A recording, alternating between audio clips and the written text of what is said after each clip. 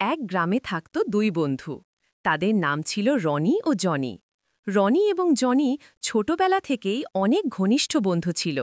তারা সারা দিন একসাথে থাকত, একসাথে খেলাধুলা করত, একসাথে স্কুলে যেত।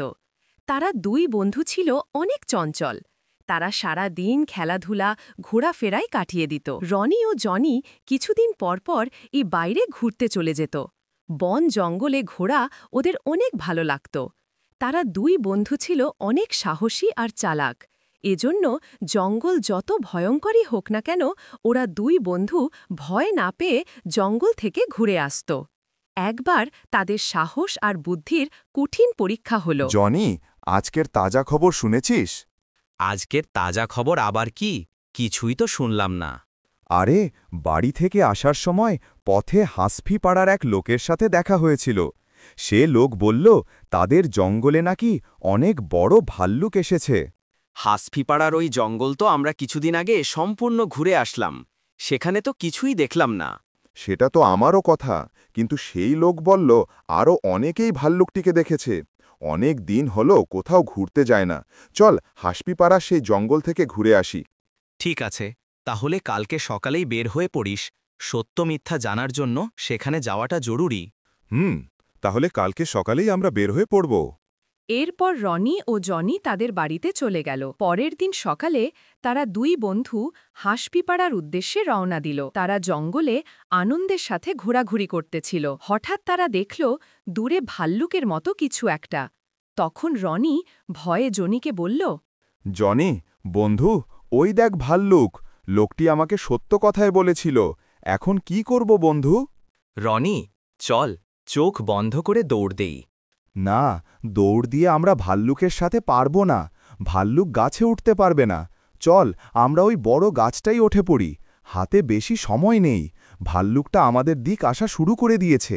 দেরি হলে আমরা দুই বন্ধু ভাল্লুকের কয়েকদিনের খাবার হব। আমি যে গাছে উঠতে পারি না, তুই ভুলে গেছিস এই কথা। তুই গাছে উঠে পড়, আমি এখানে মৃত মানুষের অভিনয় করব। বাবা বলেছে ভাল্লুক মৃত ব্যক্তির ওপর আক্রমণ করে না। আচ্ছা ঠিক আছে, আমি গাছে উঠলাম, তুই শুয়ে পড়। আমি গাছ থেকে তোকে বলবো ভাল্লুক কোথায় আছে। এরপর রনি গাছের ওপর উঠে পড়ল, আর জনি মাটিতে মরার মতো শুয়ে পড়ল। ভাল্লুক জনির কাছে আসতেই জনি তার নিঃশ্বাস কিছুক্ষণের জন্য আটকিয়ে রাখল। ভাল্লুক জনির শরীর নিস্তব্ধ দেখে মৃত ভেবে সেখান থেকে চলে গেল। রনি বিপদ কেটে গেছে দেখার পর জনিকে উঠে পড়তে বলল, আর সেও গাছ থেকে নেমে জনির কাছে এসে বলল, তোর জন্য ভয়ে আমার যে অবস্থা হয়েছিল তুই ভাবতেও পারবি না। তুই অনেক ভালো অভিনয় করেছিস। একটু ভুল হলেই তোর জীবন শেষ হয়েছে তো। এখন তাড়াতাড়ি চল, বাড়ি ফিরে যাই।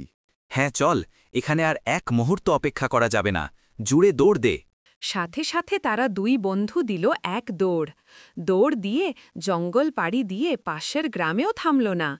একবারে তাদের নিজের গ্রামে এসে তারা থামল। জনি, আজ বাড়ি চলে যা, বিশ্রাম নে। আমিও বাড়ি চলে যাব। আর কালকে আমি তোকে গাছে ওঠা শেখাবো। তুই গাছে উঠতে পারলে আমাদের এত ভয় পাওয়া লাগতো না। সেটা পরে দেখা যাবে, আগে বাড়ি গিয়ে বিশ্রাম নেই। এরপর তারা দুই বন্ধু নিজেদের বাড়ি চলে গেল।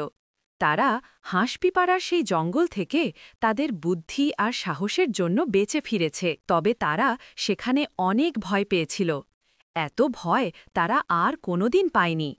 তোমরা কখনো এমন ভয় পেয়ে থাকলে কমেন্টে জানিয়ে দাও। গল্পটা শেষ হয়ে গেল, কিন্তু চিন্তা নেই, আমাদের গল্প ভাণ্ডার খুব শিগগিরই নিয়ে আসছে নতুন মজার গল্প।